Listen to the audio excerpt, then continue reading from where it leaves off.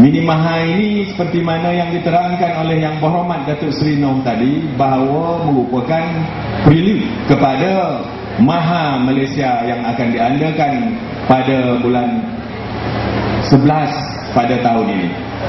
Dan ia merupakan roadshow yang telah pun diadakan di seluruh negara, dan Negeri Sembilan merupakan negeri yang ke-9 yang mana Maha ini dapat singgah dan dapat membuatkan promosi Maha untuk tahun 2010. Alhamdulillah, di masa yang sama juga Kerajaan Negeri Sembilan dapat menompang bersama-sama dalam kita menyambut Hari Peladang, Penternak dan Nelayan untuk tahun 2010.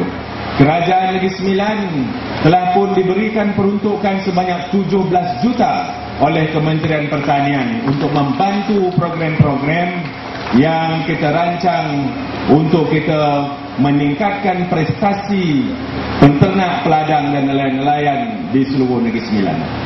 Alhamdulillah, dengan bantuan dan grant yang dibagi, yang telah pun disumbangkan oleh Kementerian Pertanian, yang Datuk Seri telah bermurah hati, kita telah laksanakan segala program-program yang telah pun kita rancang dengan berjaya sekali.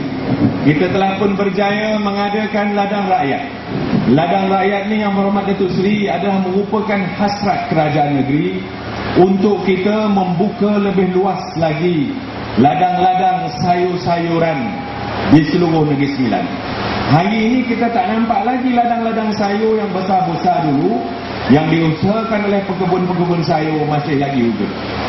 Itu sebabnya bagi banyak orang yang kadang-kadang tidak faham, harga sayur di pasar sayur, pasar-pasar di Rembau dan juga kawasan lain lebih tinggi harganya daripada sayur-sayur yang dijual di pasar Taman Tun Dr. Ismail ataupun di Kuala Lumpur. Begitu juga dengan barang-barang lain. Ini adalah disebabkan oleh kerana satu punca, iaitu Negeri Sembilan merupakan negeri yang membeli barang-barang makanan daripada luar Negeri Sembilan. Kita tidak menjadi negeri yang boleh menyala diri sendiri dalam industri pemakanan. Yang boleh kita sara diri cuma dua, iaitu ayam dan telur ayam. Yang lain-lain tu Datuk Seri, kita semuanya terpaksa bergantung daripada bahan-bahan yang dibawa daripada luar Negeri Sembilan. Kita telah pun mencadangkan dan telah pun berjaya mewujudkan kita punya beef value. Kerana daging lembu pun tak cukup di Negeri Sembilan. Sekarang National Feedlot Center dah wujud dengan ladang-ladang satelitnya yang telah pun dibuka oleh Jabatan Veterina dan juga oleh individu-individu yang bersendirian. Kita wujudkan juga ladang-ladang tenusu. Kita pulihkan ladang-ladang sayur dan kita buka ladang-ladang sayur dengan lebih besar lagi. Kita juga bagi galakan kepada nelayan-nelayan dan juga kita telah pulihkan banyak juga, iaitu kolam-kolam ikan yang terbiar, supaya ramai anak-anak muda ataupun belia-belia kampung yang berminat untuk berniaga, kita bagikan mereka bantuan. Saya berharap supaya usaha-usaha yang dibuat oleh Kerajaan Barisan Nasional, terutamanya di bawah Kementerian Pertanian dan Industri Asas Tani ini, akan dapat digunakan, akan dapat dimanfaatkan oleh seluruh rakyat di Negeri Sembilan. Kerana daripada apa yang disebut, daripada apa yang dirancang sekarang ini, saya percaya bahawa kalau ramai kita punya petani, peladang dan peternak berusaha bersungguh-sungguh di dalam mengusahakan apa jua yang kita buat, saya tidak nampak dan saya penuh yakin bahawa kita akan berjaya. Saya tak nampak kita tak boleh tak berjaya. Kerana dengan usaha yang ada, dengan teknologi yang telah pun diberikan, dengan segala bantuan yang disediakan, saya nampak satu saja, iaitu kalau dibuat dengan baik, kita akan berjaya dan usaha kerajaan untuk kita membasmi kemiskinan, terutamanya di kalangan penduduk luar bandar, akan dapat kita selesaikan ataupun dapat kita uruskan dengan terbaik yang mungkin. Kita tak lagi mahu duduk di dalam keadaan package ekonomi yang mana dipanggil sebagai the middle income trap. Kita tak mampu lagi. Kita mesti berubah. Kita dulu dah pernah berubah sekali. Tahun 70 kita berubah, tuan-tuan. Kerana 13 Mei merupakan satu masalah yang besar. Kerana kita ada ketidakseimbangan di dalam kekayaan negara. Kita ubah kita punya ekonomi negara. Daripada ekonomi yang berlandaskan, yang betul-betul bergantung kepada pertanian, kita masuk kepada pertanian yang berasaskan kepada industri. Kita mesti berubah. Kita mesti keluar daripada ekonomi yang terperangkap, yang memerangkap rakyat Malaysia, yang nak menjadikan kelas penengahan gamai dulu. Dah gamai dah. Dah kita bergaduh sesama sendiri di kawasan ekonomi menengah ini, dan dah terlampau sempit untuk kita. Kita mesti buka ruang supaya wap ini terbuka dan kita boleh melonjakkan ekonomi negara kita. Kita tak perlu lagi industri perkilangan yang menawarkan gaji RM500.